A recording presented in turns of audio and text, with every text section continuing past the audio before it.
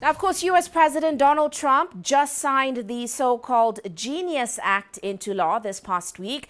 And that, of course, marks the country's first major cryptocurrency legislation and also the first of three long-awaited acts concerning the digital assets industry. The legislation basically sets up a regulatory regime for stablecoins. Now, industry experts believe that ripple effects are bound to be felt far beyond American borders after this law, particularly in emerging markets here in Africa. Well, let's delve more into how this Genius Act's regulation of stablecoins could also influence the adoption and trust in digital currencies in Africa. We're now joined by Ayotunde Alabi, he's the CEO of global cryptocurrency exchange platforms Nigerian unit, Luno Nigeria. Great to have you with us on the show, sir. Now, so of course, you are the CEO of Luno Nigeria's cryptocurrency exchange platform. You have operations in Africa as well. Give us a sense of how significant the signing of this Genius Act is to the discussion around the regulation of digital assets and also bringing them into the mainstream. Thank you very much for having me.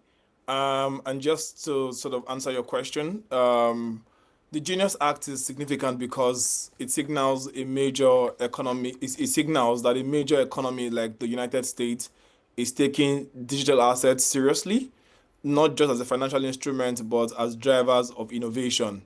And for markets like Nigeria, for example, which recently passed, the Investment and Security Act of 2025 to regulate digital assets, this global momentum just sort of reinforces the legitimacy of digital assets.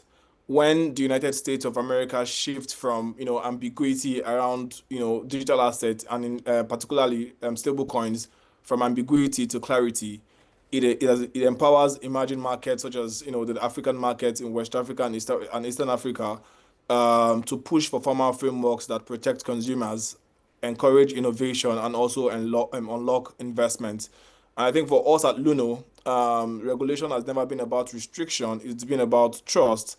And the Genius Act just adds weight to the global conversation about how to make digital assets part of a safe, stable, and inclusive financial future. And of course, the discussion has been around how there'll be ripple effects that this legislation will have beyond American borders. How so? Do you think this could influence adoption and also, as you said, trust in digital currencies in Africa going forward? Absolutely. I think Africa is one of, the fastest growing regions for crypto adoption, but trust remains, very fragile, especially after waves of Ponzi schemes and misinformation. A law like the Genius Act is two-pronged. First is psychological, and the second, is practical in terms of impact. Psychologically, because it reassures users and regulators, here in Africa that this technology is becoming mainstream in credible jurisdictions. And in terms of practicality, it encourages African governments to sort of harmonize local policies with global trends. We are already seeing that in Nigeria with the rise of the CGTN, which is like the stable coins in Nigeria, stable coin backed by Naira reserves and regulated under existing financial laws in Nigeria. So moves like this creates, on-ramps for everyday users and businesses to use digital assets for real-world applications like trades and remittances. And of course, the implications of this law go quite far, especially for Africa as a continent. And I'd like to get a sense from you about the potential benefits and also the potential challenges that the legitimacy and also stability now of the regulated stablecoins, what could that pose for intra-African trade and also growing markets such as remittances?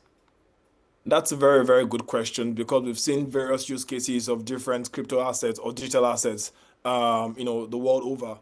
So stable coins, especially the ones regulated, just like the one I mentioned earlier, the CGTN in Nigeria, can be a game changer for Africa because they offer not only speed and they offer both speed and also, just interborder stability right? And access for different countries. For intra-African trade, where currency conversion and FX volatilities are a real pain point, stablecoins can provide a more seamless way to transact across borders. In remittances, they allow for faster and cheaper transfers, especially in places that are underserved by traditional financial systems. But however, there's a point to note here, which is, the necessity for clear regulations.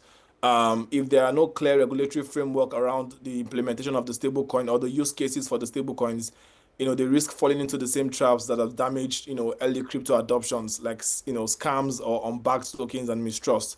So that's why legitimacy is key, and the Genius Act, for example, in the US, has a cascading effect even in the local markets, in Africa. When a stablecoin is 100% backed by reserve, just like what the Genius Act is proposing, then it is transparent and it is regulated. It becomes an enabler for real economic growth, especially in high volume corridors like Nigeria. And like you said, legitimacy is great. It's going to be important. But realistically, how close are African governments to creating similar legislation like the Genius Act? Are African governments, are African businesses, and also consumers adapting to these changes that we're seeing in the regulatory landscape? Are we lagging behind the rest of the world? I wouldn't say we are lagging behind. I think Africa isn't exactly lagging behind. I think we are evolving rapidly, and I think it's often born out of necessity, right? Nigeria, for example, ranks second globally in crypto adoption. People are using crypto for real life needs, remittances, savings, inflation protection, and inflation protection. But to sustain that momentum, regulation now needs to catch up to innovation. We've seen real progress in Nigeria, for example, where the Nigerian Security and Exchange Commission has launched a licensing sandbox, which is called, the Accelerated Regulatory Incubation Program in mid-2024, and some platforms already have professional approval. But that said, the Security and Exchange Commission, for example, in Nigeria, needs to expand access to more credible exchanges. It must speed up licensing in a transparent way so that trusted platforms can grow under clear rules. I think with regulatory processes catching up to adoption, Nigeria, and by extension Africa, now has the opportunity to lead responsibly in crypto regulation. And that's what our platform also sort of supports in terms of, just helping the helping to sort of put together a regulatory framework based off of our experiences in other markets. And I think from the industry side, platform like ours, for example, we've also supported collaborative regulatory approach. Different approaches, and have been engaged in, conversations around moving the industry forward. But government across continents, across the continent, also need to invest not just in oversight, but in education and infrastructure. Consumers too need better protection and clearer information. And I think with those three pieces, that is the government, industry, and users working together, Africa can lead and not just follow in shaping the future of crypto, in the ecosystem. Right. Well, we certainly hope, we'll certainly be watching. Thank you so much for those great insights, Mr. Alabi.